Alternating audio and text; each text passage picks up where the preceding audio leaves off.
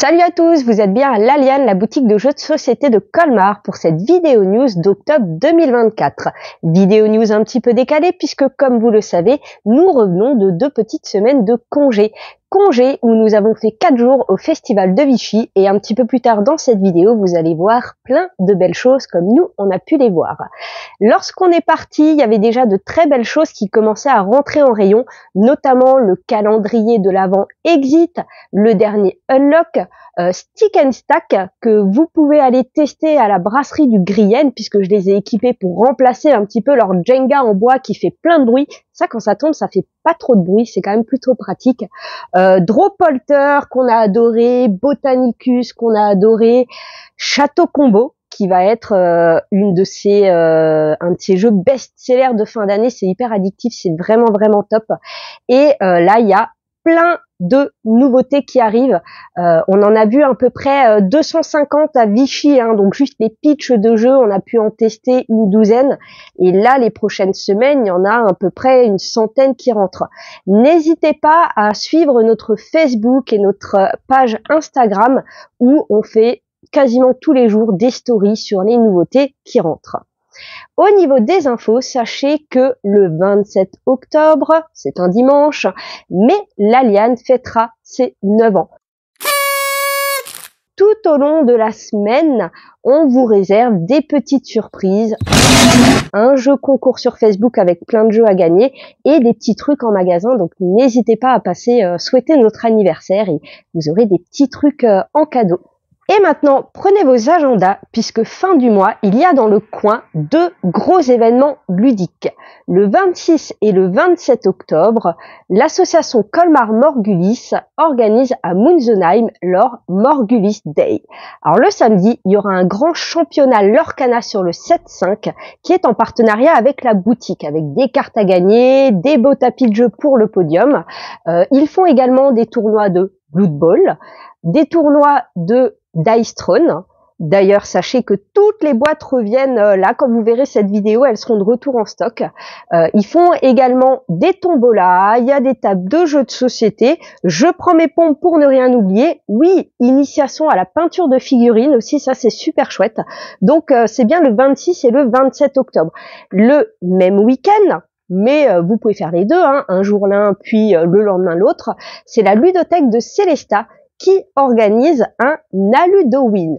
Donc il y aura plus de 300 jeux de société jouables sur place.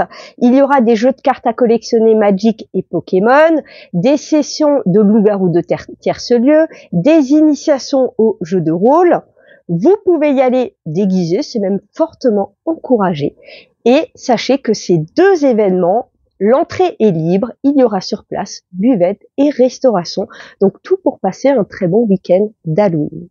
Sur ce, je vous laisse avec les vidéos de Vichy. À bientôt!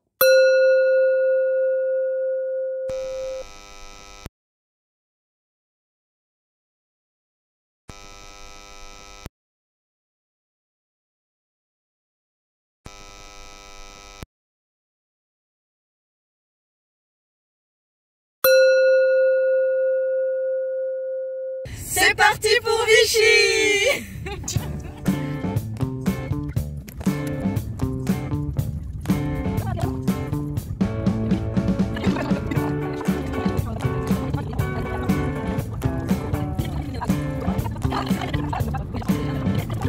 C'est l'heure du petit déjeuner. On est à fond sur l'heure d'autoroute. À la vatra. Au revoir, on se retrouve à Vichy.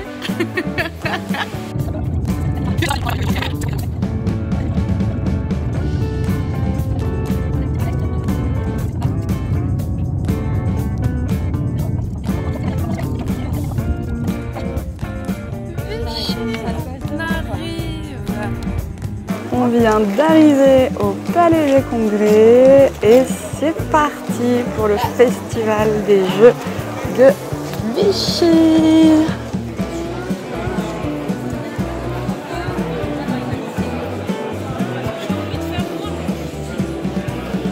Chacun son tour, moi je vais le rôle de la fossoyeuse et il va falloir faire 3 associations. Donc on a 5 cartes qui tombent à l'envers.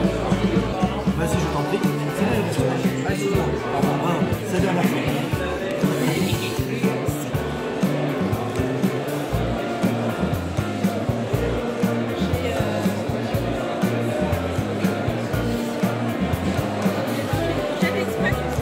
Regardez-moi ce plafond magnifique du Palais des Congrès. Le lieu est vraiment tellement beau. Avec les lustres là en cristal. Waouh!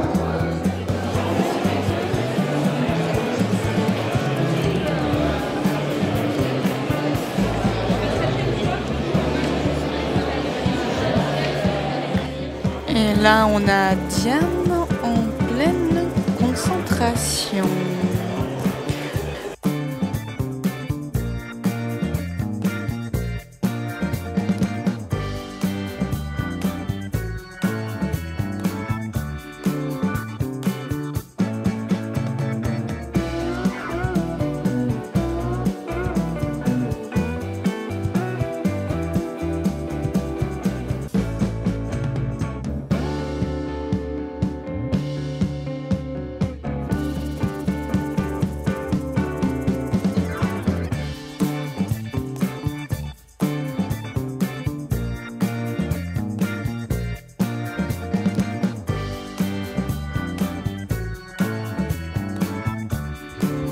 Ça, c'est l'Allier, le petit fleuve qui coule à Vichy au coucher du soleil. C'est beaucoup trop beau. Je filme, reculez, je filme, reculez. Si, recule, non mais recule, c'est bon, recule. Ah ouais, recule.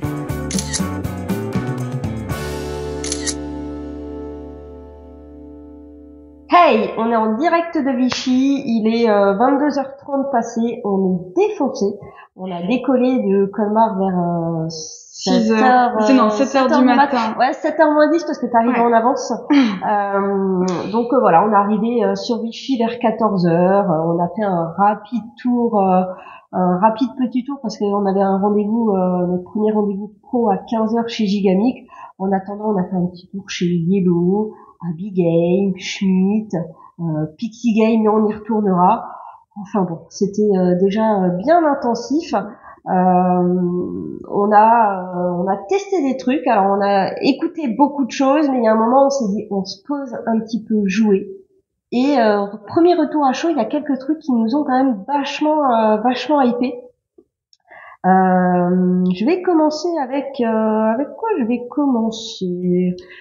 Déjà, un truc à dire, le centre des congrès est vraiment magnifique. Un endroit dans lequel ça se déroule, c'est trop beau. Les plafonds, les moulures et tout, c'est trop beau. Voilà, déjà, ça c'était cool. Ah, et puis on a rencontré les deux gars de l'atelier du Gaulois qui vous proposent des tables personnalisées, des tables en bois fabriquées en France. Des tables de jeu en bois. Ouais, vous savez. Avec des plateaux.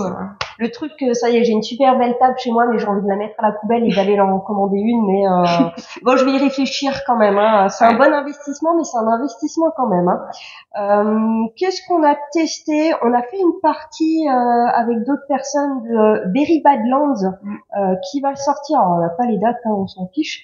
Enfin, ça va sortir prochainement, mais on n'a pas potassé les dates. Donc Very Badlands qui sort chez Randolph, qui est un petit jeu trop mignon, une petite boîte, je crois qu'il va sortir à 10 € avec des dinosaures. Et en fait, il n'y a qu'un seul perdant, tous les autres sont gagnants. Le premier joueur qui perd les 3 vies de son dinosaure. Et en fait, on a tous une carte avec un numéro. À ton tour, soit tu gardes ta carte, soit tu échanges ta carte avec celle du centre, soit tu échanges ta carte avec celle de ton voisin de gauche. Et quand on a tous fait ça une fois, on révèle notre numéro, et celui qui a la plus petite valeur perd une vie de son dinosaure. Après, il y a des petits pouvoirs sur les cartes, on a chacun un pouvoir de dinosaure, et en fait, il y a plein de rebondissements possibles.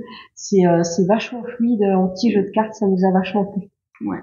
Toi, t'as eu un coup de cœur? Ouais, on est passé donc chez nos copains qui ont fait Eternitium et qui nous ont filé des petits goodies, Eternitium et Valrock, si vous voulez venir les récupérer en boutique.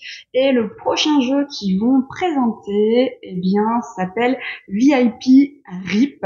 C'est une localisation et en fait, ça va être du jeu d'ambiance ou jeu d'association d'idées. Il va falloir associer des citations à des personnages célèbres, jeux coopératifs, vos coéquipiers, et bien vous devoir retrouver vos associations. On en a fait une petite partie en démo, c'était très sympa, super original, et le visuel nous a vachement hypé. Et ils auraient bien voulu le sortir pour Halloween, mais niveau prod, ça suit pas du tout. Du coup, ça sortira visiblement après Cannes, donc pour Cannes, sans doute en mars.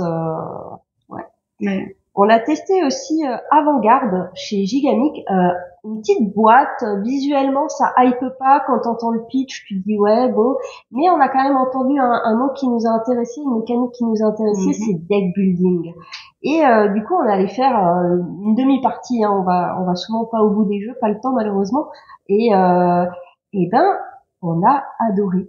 Un deck building où en fait tu vas jouer de ta main des cartes qui ont la même couleur et la même valeur. Tu fais une suite genre un bleu, deux bleus, deux violets, deux verts. Bref, soit il faut que ça se suive par le nombre ou par la couleur.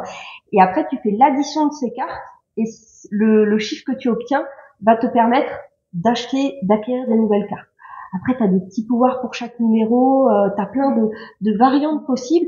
Et on s'est dit, mécanique de deck building bien revisitée, c'est cool à tester. Ça, c'est typiquement le genre de jeu où quand t'entends le pitch, et tu testes et tu dis, ouais, c'est cool ça. Clairement. Très accessible, avec une belle montée en puissance. On a bien envie de refaire une vraie partie. Ouais, carrément. Moi, ce qui m'a vachement hypé aussi, là, un petit jeu d'ambiance, pourtant c'est pas tellement mon truc. Ils m'ont même offert une très jolie casquette. Enfin, tu l'as demandé. Oui. Comment se passait cette casquette porte si bien le rose. C'est un jeu d'ambiance. Alors il y a déjà une première version qui est sortie, là c'est une deuxième version du jeu. Et donc voilà, je ne sais pas si vous arrivez à lire de là où vous êtes, mais les chicots de la daronne, ça vous fait penser à quoi? N'hésitez pas à nous le dire dans les commentaires. Si vous avez saisi du coup la référence, eh bien on va être sur du jeu de mots, du jeu un peu culture G mais vachement drôle. Et en fait, alors là, la première version du jeu, ça va marcher un petit peu comme un contrario, c'est-à-dire que vous allez avoir deux mots et vous avez une phrase qui vous dit si on cherche un artiste, un animal, un lieu. Et là, le second, ça va être avec des images. Donc du jeu de mots en images, ouais, c'est possible. Une des premières images qu'on avait, c'était E.T. qui dépassait, la tête de E.T. qui dépassait du et avec un mec avec son ciseau là. Et fallait trouver un lieu. Et on taille, E.T. Donc c'est Tahiti. Voilà, tout ce qu'on aime, les jeux de mots, ça Moi fonctionne. j'étais perturbée parce que je voyais un mec qui taillait les oreilles d'E.T. sauf que E.T. n'a pas d'oreilles, donc c'était assez drôle. T'as parlé de Contrario, effectivement on est dans cette gamme de jeux faux cultes, le genre de truc que tu sors à Noël, à Nouvel An, dans le canapé, très facilement, tu poses la question, tout le monde répond, c'est convivial, top quoi. Et c'est drôle. Ouais. On a testé aussi Town 77, une nouvelle petite boîte de chez One Game qui ont fait Insider, Scoot, dernièrement Dropolter qu'on adore. Et c'est tout simple. Le but en fait c'est de poser des petites tuiles au centre de la table. Sur cette tuile il y a un espèce de petit visage de bonhomme qui est dessiné avec une forme et une couleur. Et dans la colonne, dans la ligne, tu n'as jamais le droit d'avoir deux fois la même forme, deux fois la même couleur, un peu comme à Quirkle. Et voilà, c'est un moment où tu peux plus poser, t'es éliminé, et plus tard t'es éliminé, et moins il te reste de tuiles, et mieux c'est. Ouais, ça fonctionne bien. Moi, j'ai trouvé ça cool, ça se comprenait vite, c'était pas mal, ouais. Par contre, c'est des maisons qu'on construit. On va des construire maisons un quartier, ouais. C'est pas des bonhommes? Ah pas ouais, des bonhommes, c'est des maisons. Et les habitants, ils veulent pas avoir deux fois la même maison dans leur quartier. Ouais, mais parce qu'ils sont un peu prout-prout. Ah ouais, c'était ça le pitch. Excuse-moi, je voyais des yeux, mais à cette heure-ci, je vois plus bien. À cette heure-ci, tout se mélange. Ouais. Moi, il y en a encore un que j'avais vu et là qu'on a pu tester, je suis très contente. C'est Mysterios, une petite boîte et on va être sur du jeu à rôle caché. Shadow House, pardon. Ah bah voilà. Alors, Mascarade, parce qu'à mon avis, ils vont faire plusieurs boîtes Shadow House. Mascarade. Ah mais Mascarade, c'est pas le nom d'un jeu assez connu à rôle caché, ça? Ah. Peut-être ils se sont inspirés. Ouais, c'est chez Blue Orange. Ouais. Et donc, alors, le principe, bon, jeu à rôle caché, il s'est passé un meurtre, il y a un coupable et il y a un détective. Le but du détective, ça va être de trouver le coupable. Le but du coupable, c'est de terminer la partie sans avoir été trouvé. Voilà, c'est assez classique. Mais la manière dont on va le jouer, eh bien, on a 4 cartes en main et à chaque tour, on va jouer une carte. Les cartes, il y a soit des cartes rôle, donc le coupable doit la garder jusqu'au bout sans se faire démasquer, soit des cartes qui vont avoir des effets, on va échanger des cartes, on va pouvoir, ça va ramener de l'interaction entre les joueurs et des petits twists, des trucs sympas comme ça. Et du coup, tu peux être coupable au début et ne plus l'être parce qu'on va échanger. En fait, à ton tour, tu joues une carte, tu fais le pouvoir. Voilà, et après, hyper tu sais pas ce qui arrive. C'est hyper malin en jeu à rôle caché, tellement accessible, top. Hyper facile à prendre en main, mais super sympa. Ouais. Et on va finir par Patata. Alors, Patata, ça, je l'avais vu en amont et voilà, c'est un petit sac en toile de jute. Quand vous ouvrez, vous avez une patate qui peut faire aussi anti-stress et des cartes. Et quand j'ai vu ça, je me suis dit, ok, est-ce que c'est surtout le packaging qui est vendeur? Je voulais le tester pour vraiment me faire une idée du truc. Et celui-là, je l'emmène à Noël en famille parce que je pense qu'on va bien se marrer. Ça fera penser un petit peu à Buzz It, qui est un jeu qui est plus édité aujourd'hui et qu'on nous demande quand même assez souvent, où tu avais un buzzer et tu posais une question, cite un truc jaune, et tu appuyais sur le buzzer, tu avais 5 secondes, puis suivant, puis suivant, puis suivant. Et c'est un peu le même principe. Là, par exemple, je prends un thème, j'ai le choix entre deux. En plus, là on a la version famille, mais il existe une version 18+. Bon, déjà là, ça peut partir en cacahuète ou en patate, selon avec qui tu joues. Du genre, c'est cool en été, et je lance la patate à qui je veux. Je l'ai rattrapée. Donc moi, je dis barbecue, et je te lance la patate. Le soleil. Là. Ah ouais. Bon, à cette heure-ci, je pense qu'on va aller se coucher. Ouais, on va aller se coucher. À demain.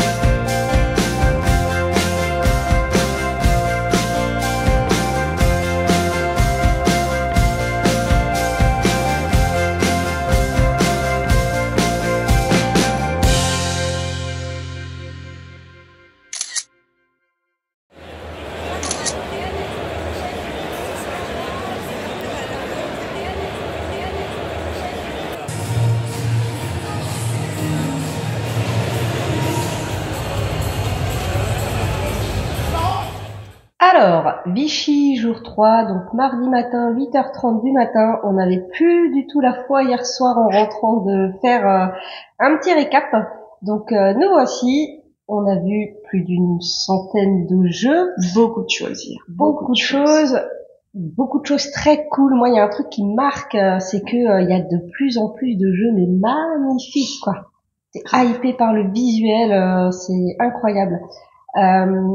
Du coup, on n'a pas pu tester beaucoup de choses, vraiment se poser, mais on a fait une demi-partie de Arctic chez Ludonote. Et celui-là, on a toutes les trois beaucoup aimé. C'est un jeu de cartes où il va falloir essayer de poser des animaux devant soi en collection. Grosso modo, face A, tu dois poser des cartes par rapport à la dernière carte que tu as jouée devant toi. S'il y a marqué 3, il faut que tu joues 3 cartes de ta main. Face B, tu vas quoi, niveau? Tu vas appliquer tu vas faire bouger les effets de petits jetons. animaux parce qu'on a chacun un petit jeton secret. Il faut essayer de discrètement le faire monter vers le plus de points possible. Et phase 3, tu repioches des nouvelles cartes, sachant que si tu as trop de cartes en main, ça va aller en malus, etc. À la fin de la partie, tu prends ta pile de cartes, tu la sors comme tu l'as sortie et grosso modo, si tu as joué plein de pingouins à la suite, ça va te faire un max de points, puis tu comptes tes ours, etc. Ouais, celui-là, on a fait qu'une demi-partie, on serait bien allé au bout Arctique de chez Ludonote, c'est top. Autre jeu que moi j'ai vu, mais Diane n'a pas eu l'occasion de le voir, je pense qu'on ira refaire un tour aujourd'hui, c'est Refuge de chez Bombix. Alors, encore une fois, une boîte mais magnifique. Vous voyez lueur, et là c'est tout le contraire. On a aussi un fond blanc, mais une explosion de couleurs, vraiment tout à fait à l'inverse, quoi. Donc boîte magnifique, et le jeu en plus est assez génial. Alors on l'a pas testé, on a juste eu le pitch, mais franchement ça donne envie.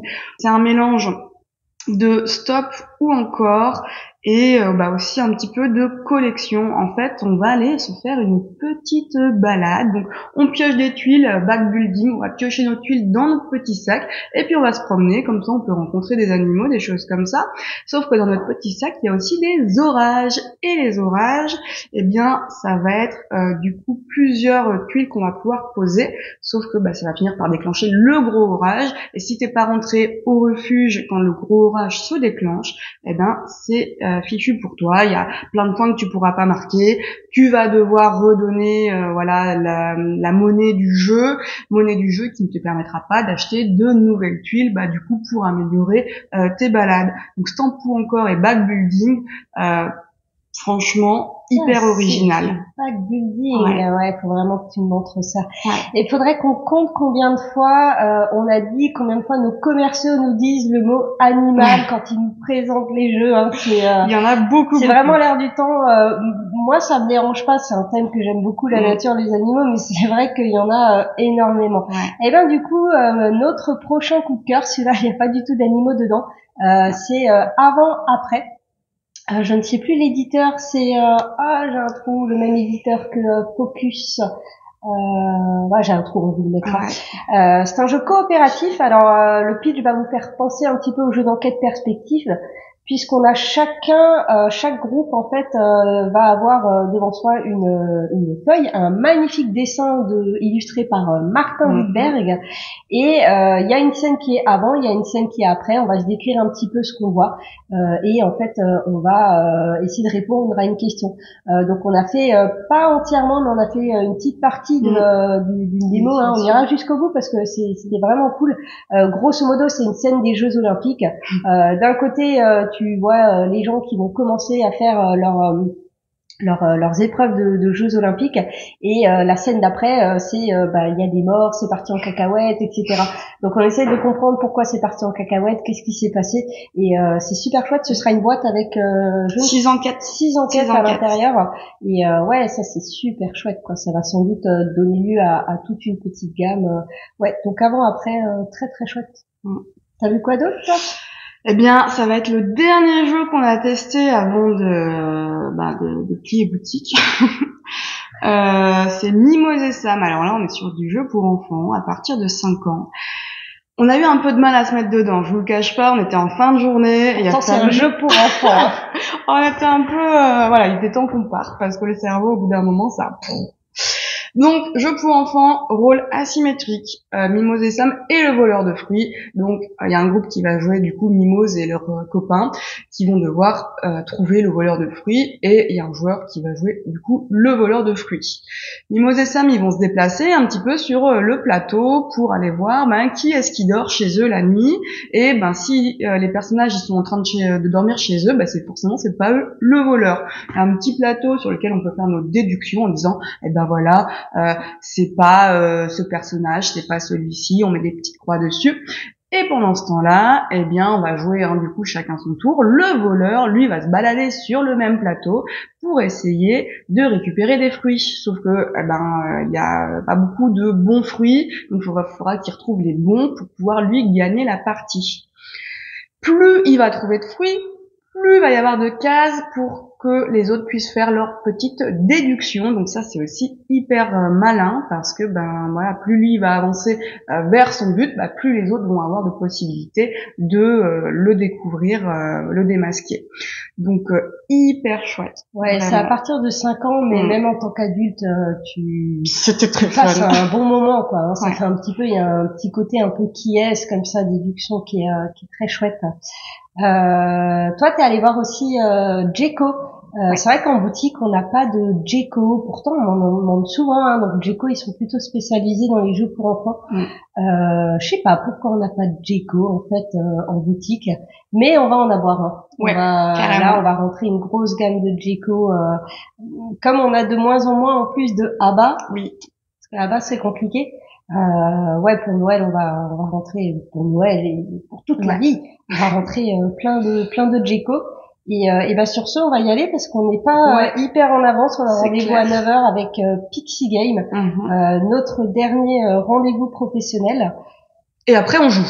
Parce que quand même, on est venu pour jouer. Même si on fait des demi-parties et tout, mais on a encore tellement de trucs à voir. On sait déjà que c'est la frustration de tout ce qu'on n'a pas vu, et on vous a pas parlé de la soirée de gala qui était très très chouette. On est avec les autres ludicaires, les éditeurs, on papote, on tourne, on rencontre plein de gens. Toujours la phrase, c'est toujours alors. Qu'est-ce que tu as vu qui te hype? Et c'est marrant parce qu'on voit pas du tout les mêmes choses, on n'a pas du tout les mêmes hype, voilà. À plus!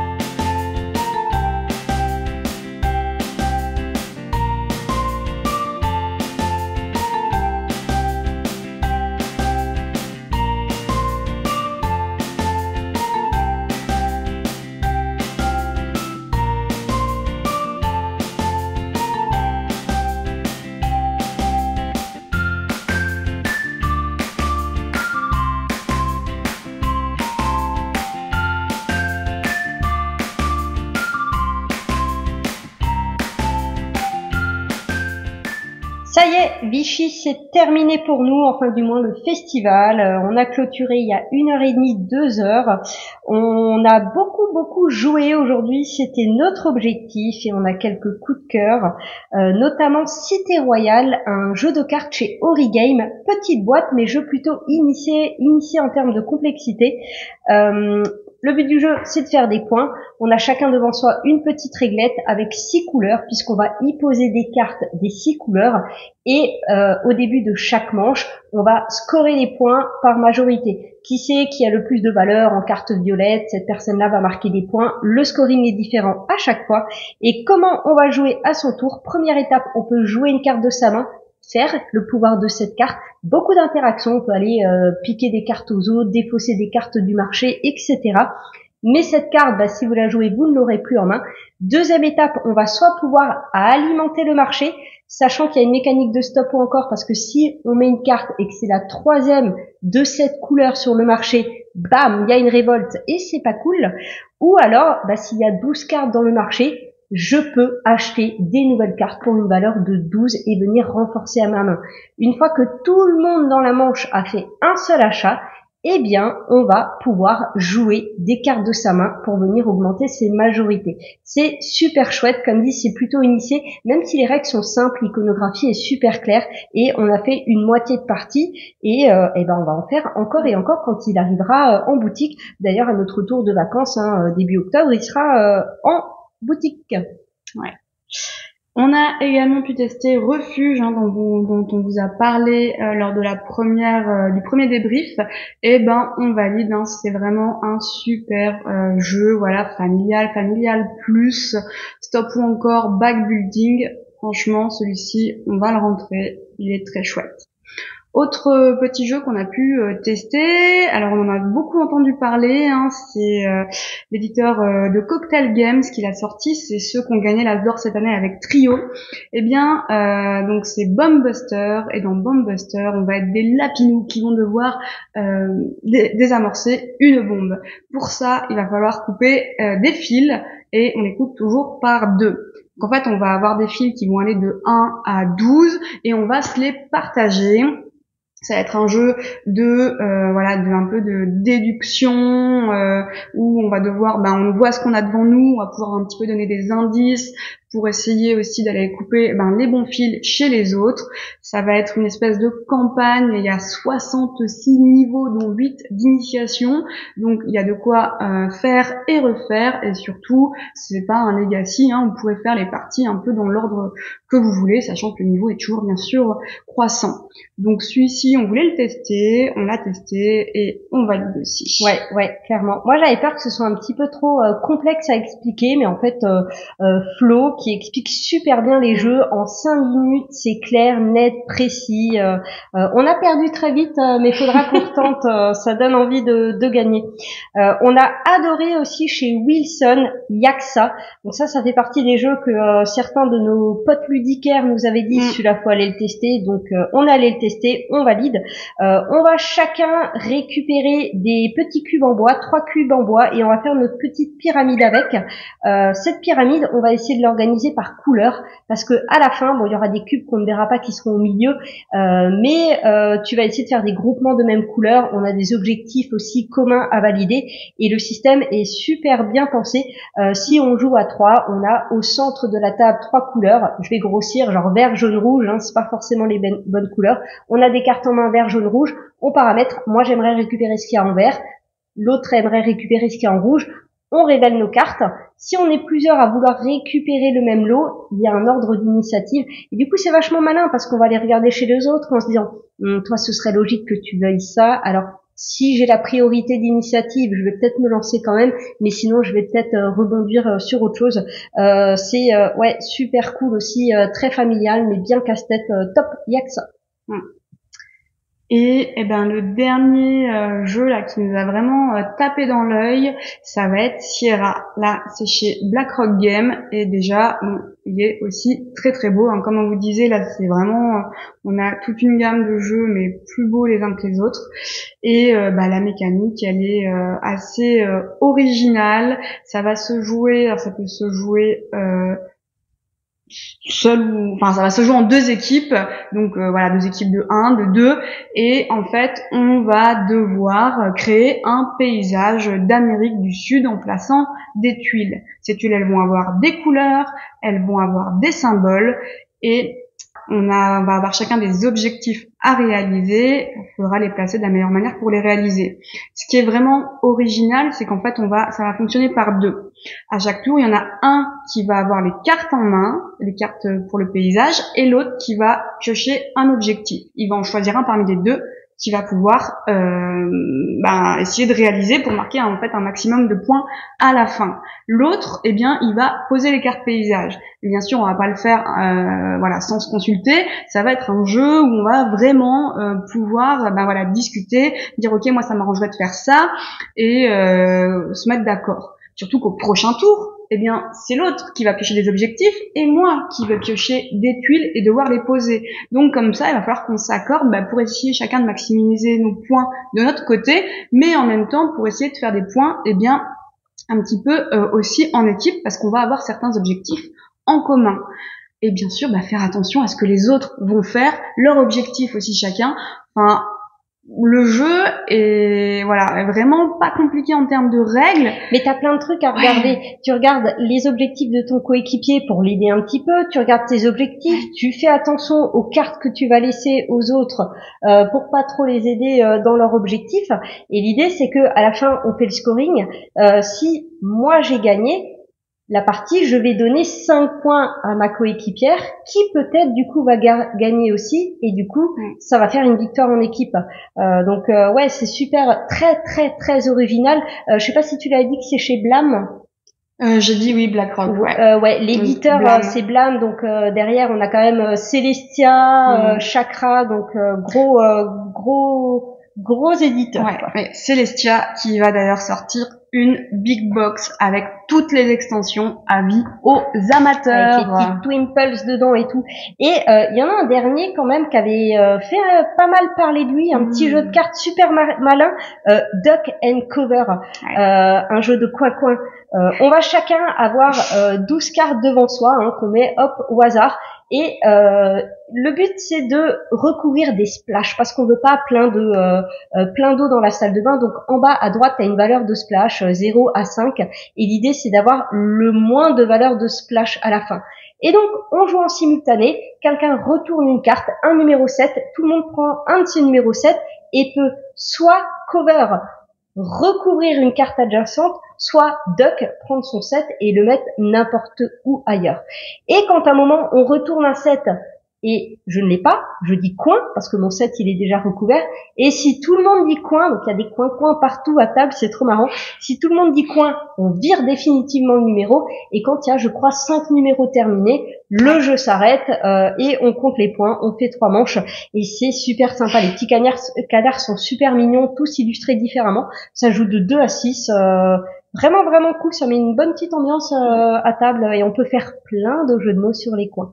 Sur ce, on vous laisse puisque la journée est loin d'être finie pour nous. On va aller passer une bonne soirée avec nos copains.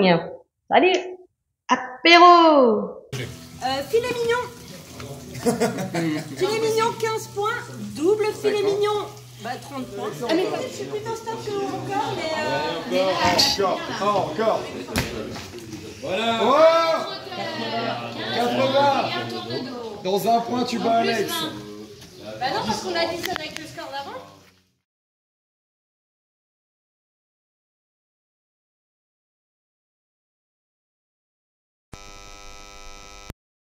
Et à 3, on dit c'est parti pour Vichy. Ok. 1, 2, c'est parti. Mais t'as pas dit 3.